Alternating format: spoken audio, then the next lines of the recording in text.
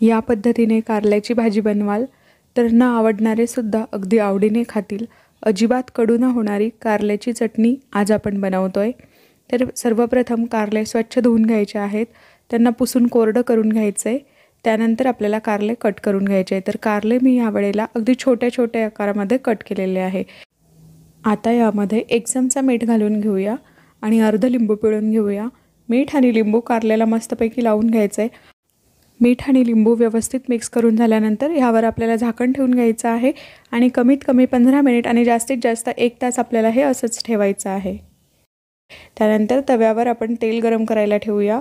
2 चमचे तेल घेतलेलं आहे। पाव चमचा मोहरी, पाव चमचा जिरं, 4 ते 5 कढीपत्त्याची पाने घालूया। त्यानंतर एक मध्यम आकाराचा कांदा अगदी बारीक कट करून घेतलेला आहे। हे सर्व आपल्याला मस्त परतून घ्यायचं आहे। कांदा परतून झाल्यानंतर यामध्ये आपल्याला लसूण घालायचा आहे। लसूण मी जाडसर ठेचून घेतलेला आहे।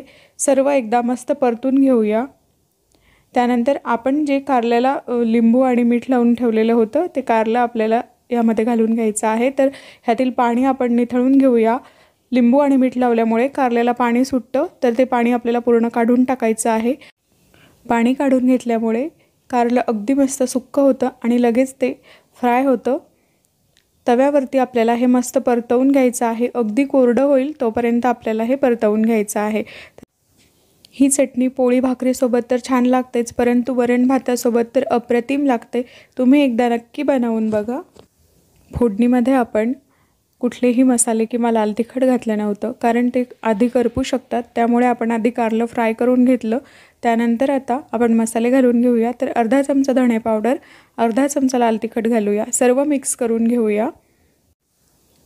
लाल तिखट घातल्यानंतर आपल्याला हे जास्त परतायचं नाही आहे। त्यानंतर यामध्ये अर्धी वाटी एवढं दाण्याचं कूट घालूया आणि हे सर्व मिक्स करून घेऊया। हे भाजलेल्या शेंगदाण्याचं कूट आहे, त्यामुळे आता ह्याला जास्त परतायची गरज नाही आहे।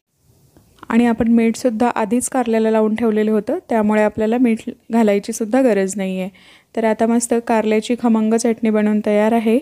वरण भातासोबत टिफिनसाठी नक्की बनवून बघा आणि व्हिडिओ आवडला असेल तर चॅनलला सबस्क्राईब करा। Bye bye.